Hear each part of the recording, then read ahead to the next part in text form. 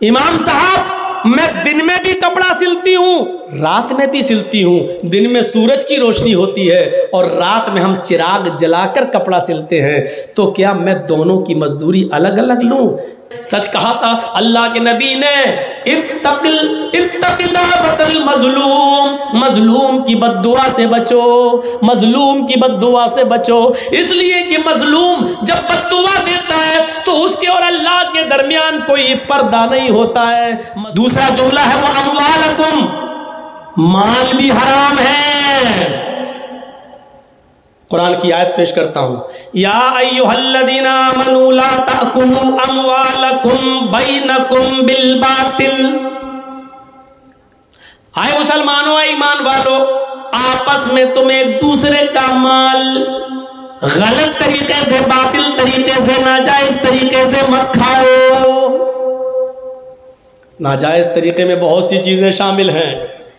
मसलन जर्जी साहब मोबाइल के मैकेनिक हैं, आपका मोबाइल एंड्रॉयड ख़राब हो गया है, आप हमारे पास आए, हमने चेक किया, जर्जी साहब इसको संभाल दीजिए। हाँ ठीक है। जर्जी साहब को मालूम है 100 रुपये की एक चीज़ पड़ेगी और ये सही हो जाएगा, लेकिन उसको बेवकूफ़ बना रहे हैं। सुनिए, इसमें ये भी ख़राब है, इसकी IC भी जा चुकी है, इसका टच भी गड़बड़ कर रहा है, 700 रुपये लगेंगे। और तय होते होते होते होते मामला 400 या 500 में डन हो गया। आपका काम 100 रुपये का है, 800 बताए और 500 या 400 में डन हो गया। ये भी आप उस मुसलमान भाई के माल को नाजायज तरीके से खा रहे हैं, उसमें शामिल है। या अल्लाह, इस मौलवी को काहे बुलाते हैं, ये तो धंधा ही बंद करा देगा हमारा।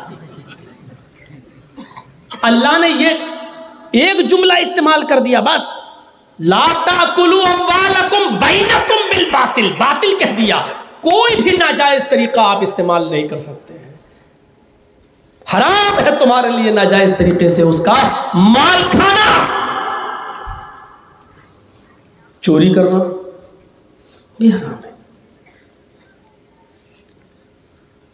इमाम अहमद इब्न हंबल के पास एक औरत आती है और कहती है कि मैं पड़ोस की औरतों के कपड़े सिलती हूँ, मैं पड़ोस की औरतों के कपड़े सिलती हूँ, पैसा लेती हूँ, कपड़े सिलती हूँ।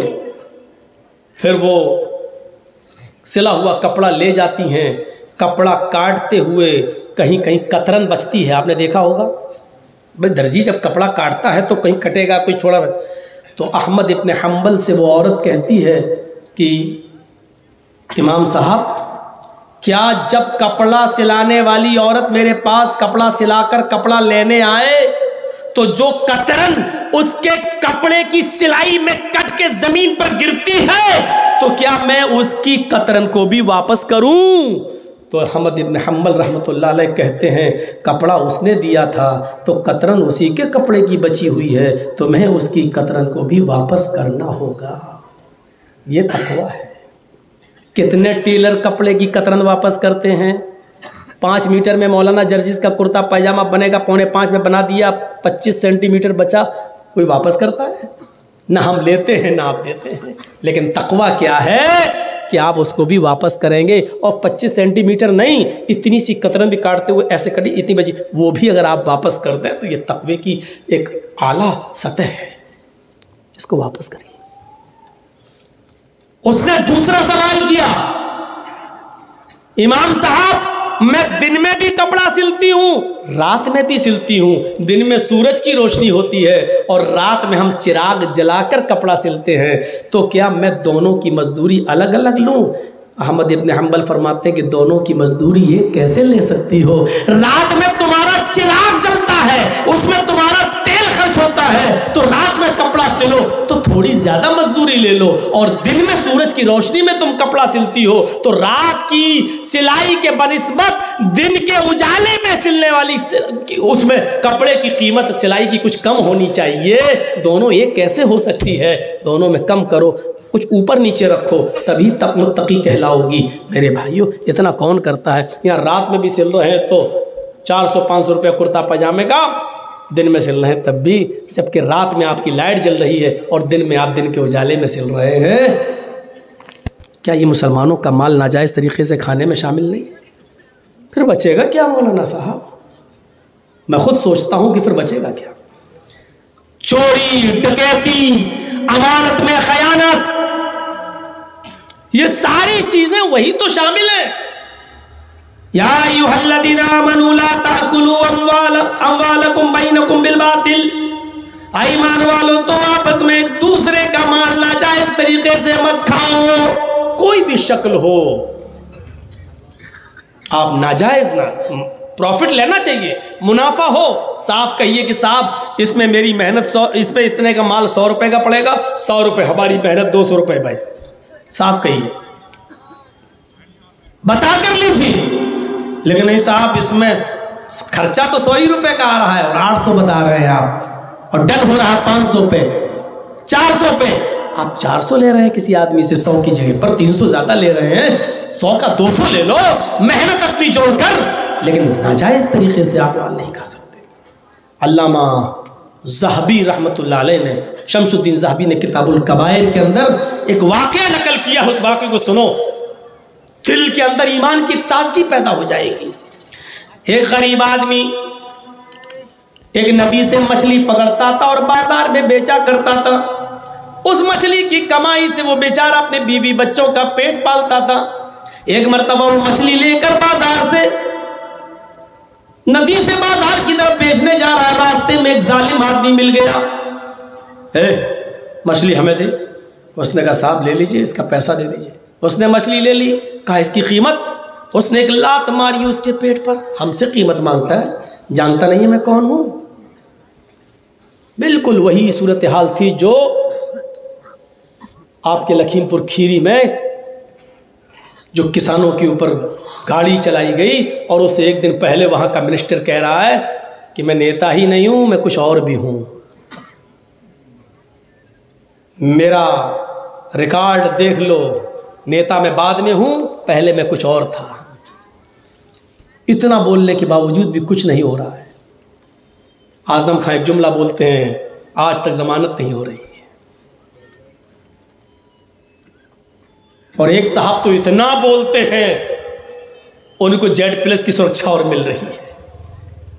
राजनीति इंसान को क्या क्या करवाती है इंसान से, सियासत इंसान को किस किस रास्ते पे लाके खड़ा करती है, ये आप देखिए। उस आदमी ने लात मारी, मछली छीनी, हमसे पैसे मांगता है।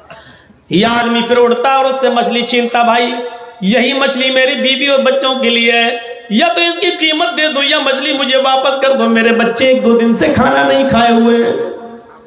उसने फिर धक्का दिया, हट। इसने फिर मछली छीनी। दोनों, ये अपनी तरफ छीन रहा था, वो अपनी तरफ।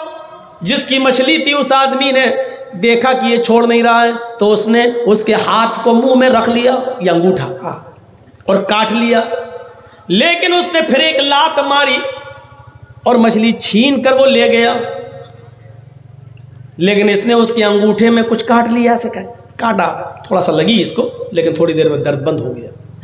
ये शाम को वहां जाता है, अपने दोस्तों को बुलाता है, मछली बनाता और पिकनिक होती है। दोस्तों हबाब ने गुलछर्रे उड़ाए, मछली खाई और शाम को इशा के बाद अपने बिस्तर पे चले गए सब सोने के लिए। जिसने मछली छीनी थी, रात का आधा हिस्सा गुजर गया, तब उसके अंगूठे में दर्द शुरू हुआ। उस दर्द ने उसको निढाल कर दिया। रात किसी तरीके से कटी, सुबह होकर एक हकीम के पास जाता और कहता है कि इसमें दर्द है। उसने कहा साहब इसमें तो इन्फेक्शन फैल गया, जहर फैला हुआ है अंगूठे में, तो आपका अंगूठा तो काटा जाएगा, और अगर आपने अंगूठा नहीं कटवाया तो ये जहर तुम्हारे पूरे जिस्म में फैल जाएगा। उसने कहा नहीं साहब अंगूठा काट दो। अंगूठा काट दिया गया। 2-3 महीने के बाद ये फिर वहां कुछ चीज बाकी रह गई, फिर वहां से दर्द शुरू हुआ और जहर फैलते फैलते पूरे हाथ की हथेली में फैल गया। यह हकीम के पास आया कि अब तो दर्द बर्दाश्त नहीं हो रहा। देखिए, हकीम ने कहा ऑपरेशन में कुछ कमी रह गई होगी, अंगूठा काटते वक्त कुछ हिस्सा बाकी रह गया था, वो जहर पूरी तरीके से नहीं निकल पाया, इसलिए अब तुम्हें ये पूरा का पूरा पंजा कटवाना पड़ेगा, नहीं तो ये जहर फैल कर तुम्हारे पूरे हाथ को पहुंच जाएगा। उसने कहा नहीं नहीं, हाथ बचा लो, ये पंजा जा रहा तो जाने दो। उसका पंजा कटता है तो 3 महीने के बाद फिर उसका जहर करना शुरू होता है, कलाई तक पहुंच जाता है। हकीम ने कहा नहीं साहब, ये जहर फिर रह गया था, हमने तो कोशिश की थी, अब ये तुम्हारी कोहनी तक हाथ काटा जाएगा वरना पूरे जिस्म में जहर फैल जाएगा। कोहनी काट दी गई। वो जहर कोहनी कटने के बाद 3-4 महीने के बाद उसके बाजू तक पहुंच गया। हकीम ने उसका बाजू काट दिया और कहा कि सुनो, मुझे इसकी वजह बताओ क्या है, ये दर्द तुम्हारे कैसे शुरू हुआ है? मैं तो ऑपरेशन सही कर रहा हूं, सब कुछ काट रहा हूं, लेकिन जहर फैलता जा रहा, मुझे इसकी शुरुआत बताओ क्या है। उसने अपनी 1.5-2 साल पुरानी बात बताई।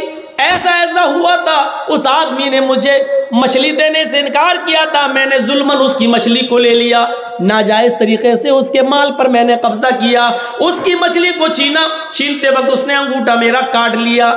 घर आने तक अंगूठे में दर्द नहीं हुआ, रात आधी गुजर गई तब से दर्द शुरू हुआ और तब से मेरी उंगली, फिर पंजा, फिर कलाई, फिर कोहनी, फिर बाजू।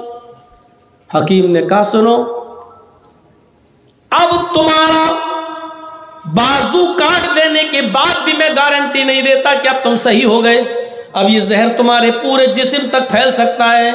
तुमने जो वजह बताई है इस दर्द की, उसका कोई इलाज नहीं है, वो इलाज मेरे पास नहीं है। अगर तुम उसका सही इलाज करना चाहते हो तो उसका सही इलाज ये है कि उसी आदमी को ढूंढो जिसने तुम्हारा अंगूठा काटा था और उसने जरूर तुम्हें कोई बद्दुआ दी थी। अब उसको तलाश करो, उसको ढूंढो, अगर वो मिल जाए तो उसके हाथ पैर जोड़कर उसके पैरों पे गिर के माफी मांग लो। अगर वो तुम्हें माफ कर देता है तो तुम्हारा ये जहर तुम्हारे जिस्म में फैलने से रुक सकता है, वरना कोई और तरीका नहीं है। ये तुम्हें जुल्म करने की सजा मिल रही है, जाओ और किसी तरीके से उस आदमी को ढूंढकर उससे माफी तलाफी कर लो। 1.5-2 साल का अरसा होता है। यह आदमी उसको ढूंढने लगा लेकिन नहीं मिल रहा है। 1 हफ्ते के बाद क्या देखता है कि एक नदी के किनारे से एक आदमी मछली लेकर आ रहा है। इसने गौर से देखा तो ये वही आदमी है जो 2 साल पहले जिससे मैंने मछली छीनी थी। यह आदमी उसके पास गया। उस आदमी ने कहा जी बोलिए। कहा मुझे पहचाना? कहा नहीं। ये मेरा अंगूठा, फिर पंजा, फिर कलाई, फिर कोहनी, फिर बाजू। कहा मेरे भाई सब मुझे क्यों बता रहे हो? कहा ये सिर्फ तुम्हारी वजह से मेरा काटा गया। उसने कहा अल्लाह के बंदे मैंने क्या किया तुम्हारे साथ? कहा मैं वही जालिम इंसान हूं। आज से 2 साल पहले जो मछली मैंने तुम्हारे हाथ से छीनी थी और छीनते वक्त तुमने मेरे अंगूठे को काट लिया था। मेरे भाई तुमने अंगूठे में काटा जरूर था, मैं मछली छीनने में कामयाब जरूर हो गया था। तुम रो रहे थे कि इस मछली के अलावा मेरे बीवी बच्चों के पास खाने पीने को कोई चीज नहीं है, लेकिन मैंने नहीं सुनी। मछली वाला रोता है, कहता मेरे भाई जाओ, मैंने तुम्हें सिद्क दिल से माफ कर दिया, मैं पहचान गया कि तुम कौन हो। मेरे भाई मुझे अगर मालूम होता कि मेरी बद्दुआ जो मुंह से निकलेगी वो कबूल हो जाएगी तो मैं कभी बद्दुआ नहीं देता, मैं जज्बात में आकर दे गया। अच्छा तो तुमने मुझे बद्दुआ भी दी थी? कहा जब तुमने मेरे हाथ से मछली छीनी और लेकर जाने लगे तो मुझे अपने बच्चों की भूख से बिलबिलाना याद आ रहा था।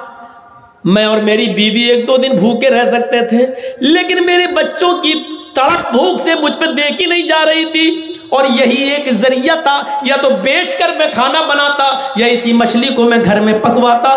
तुमने मेरे बीवी बच्चों के पेट पर लात मारकर जुल्म करके ये मछली हमसे ले ली। जब तक तुम मेरे आंखों के सामने जाते रहे मुझे उम्मीद होती गई कि अब दे जाए, अब दे जाए, अब पलट जाए। लेकिन जब तुम मेरी आंखों के सामने से ओझल हो गए तो मैंने आसमान पे नजरें डाली और फरमाया, इलाहुल आलमीन, तो इस आदमी को दुनिया में ऐसी सजा दे जो इसके लिए निशान इबरत बन जाए, जिसने मेरी बीवी और मेरे बच्चों के पेट पर लात मारी, मुझसे मेरा रिस्क छीना। आय अल्लाह, उसको दुनिया में ऐसी सजा दे जो लोगों के लिए निशान इबरत बन जाए। सच कहा था अल्लाह के नबी ने, मजलूम, मजलूम की बद्दुआ से बचो, मजलूम की बद्दुआ से बचो। इसलिए कि मजलूम जब बद्दुआ देता है तो उसके और अल्लाह के दरमियान कोई पर्दा नहीं होता है। मजलूम की बद्दुआ डायरेक्ट अल्लाह के अर्श तक जाती है। सातवां आसमान के फरिश्ते उसको दरवाजा दे देते हैं, रास्ता दे देते हैं, दरवाजा खोल देते हैं। मजलूम की बद्दुआ डायरेक्ट अल्लाह के अर्श से टकराती है। अल्लाह कहता है, मेरे बंदे, मैं तेरी नहीं सुनूंगा तो फिर और कौन सुनेगा?